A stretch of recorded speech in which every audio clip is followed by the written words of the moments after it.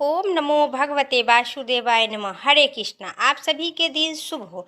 आज पंचांग के अनुसार हर मास कृष्ण पक्ष और शुक्ल पक्ष को एकादशी तिथि रखा जाता है। वो भगवान विष्णु के समर्पित है। हर एक एकादशी को अपना अपना महत्व और फल होती है।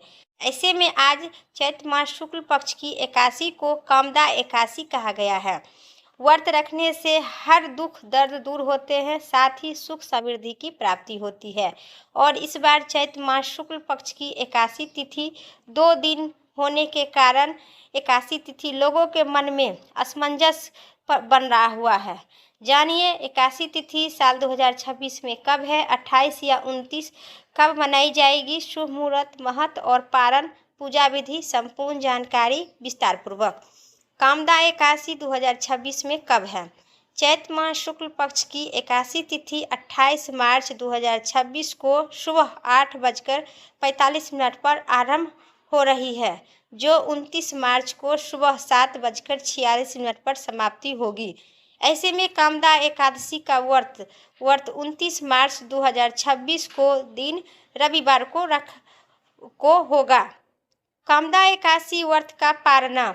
पंचांग के अनुसार कामदा एकादशी व्रत का पारना 30 मार्च 2026 को सुबह 6:13 से लेकर 7:09 के बीच किया जाएगा। दिन सोमवार है।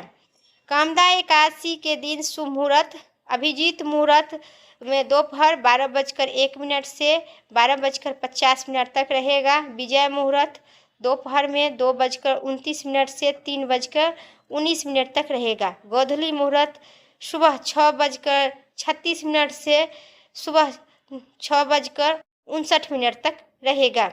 अमृतकाल दोपहर में 1:02 से 2:38 तक PM रहेगा। कामदा एकादशी 2026 की पूजा की विधि।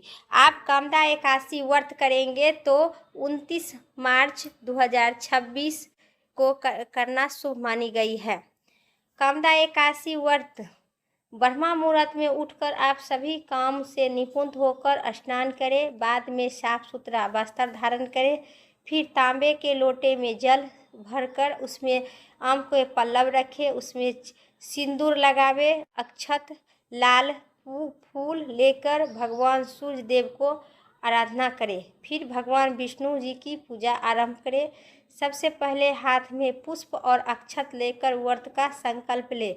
इसके बाद भगवान विष्णु की पीला चंदन फूल माला भोग इत्यादि चढ़ाए। बाद में घी का दीपक जलाकर मंत्र जाप करें, व्रत का कथा पढ़े, स्तुति करें, भगवान विष्णु की आरती का पाठ करें।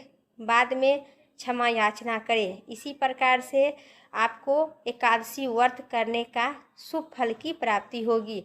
फिर आपको एक बार जानकारी कर दे, जो 29 मार्च 2026 दिन रविवार को एकादशी व्रत है और 30 मार्च 2026 दिन सोमवार को व्रत की पारना है। इसी के साथ ही मेरा जानकारी इतना ही तक था। उम्मीद करते हैं आप सभी को इस जानकारी पसंद आई तो एक लाइक करके कमेंट बॉक्स में हर हर महादेव जरूर लिखें।